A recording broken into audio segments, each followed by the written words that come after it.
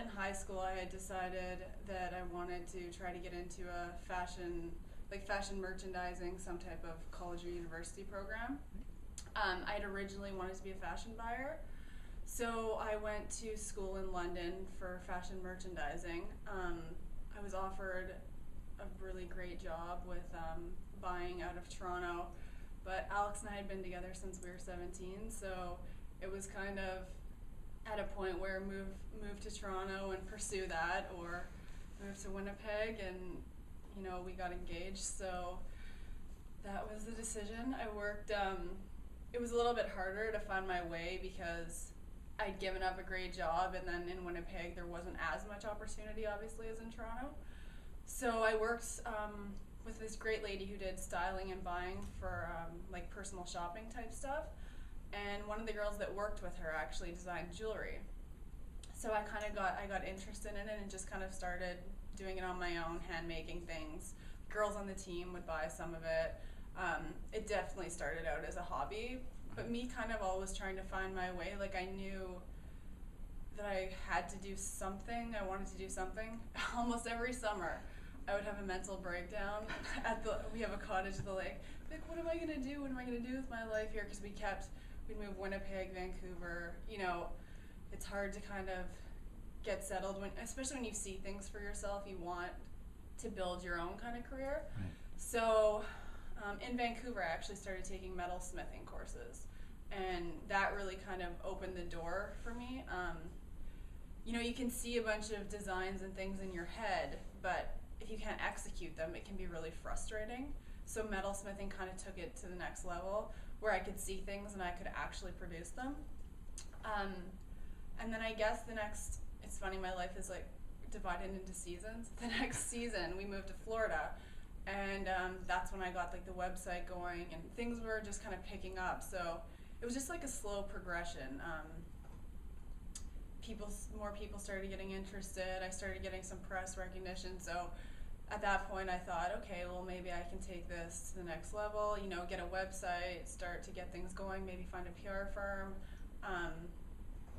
And that's kind of, it's just progressed from there. How much has motherhood changed your career?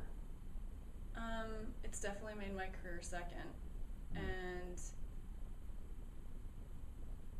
yeah, I mean, I don't know. I guess he comes first no matter what. Right. And I know I wouldn't be doing this if it hadn't been for Alex's job. So in the grand scheme of things, I guess it's a big part of me, but I have to put my family first. So yeah, it definitely changes things from when I could do whatever I wanted. I would wake up and work until 1 a.m. when we didn't have Sam, but right. It's a lot different now. How much hockey is played in the home? Sam's a hockey fan? Sam's a big hockey fan.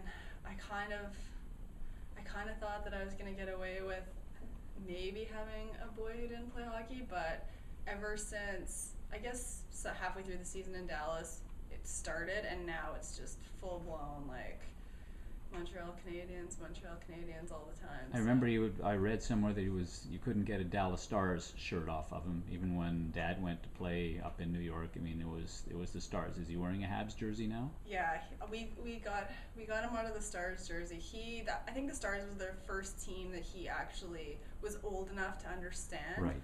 So he became really obsessed with them. And it's actually funny now because when we would leave Dallas, he would say, "Bye, Dallas Stars." Or he knows he was born in Boston, but he thinks he was born to the Boston Bruins. He doesn't realize that it's a city, it's a hockey team. So with Montreal now, I mean, I think this is just going to be the be-all, end-all, because he's so into it, and he wears his Habs jersey constantly. For some reason, he needs to have a number on it. He wants number 2. I'm not sure what that means. Number 2, Doug Harvey. That number's Yeah. retired. That's a very famous number in this city. He keeps telling me, you need to get me number 2 on this jersey. Right. So is he a fan of his dad? He's an Alex Auld fan, but he's a big Carey Price fan now. Okay. So there's no kind of discouraging that. I mean, a 3-year-old's a 3-year-old, right? Oh yeah. I mean, the one thing that I do discourage is I do not want a goalie for a son. Yeah. No, I feel like it's stressful enough as it is. I can't have a husband and a son being a goalie, or I might lose my mind. But yeah, I guess Carrie's been unbelievable this year, and Sam's taken a liking.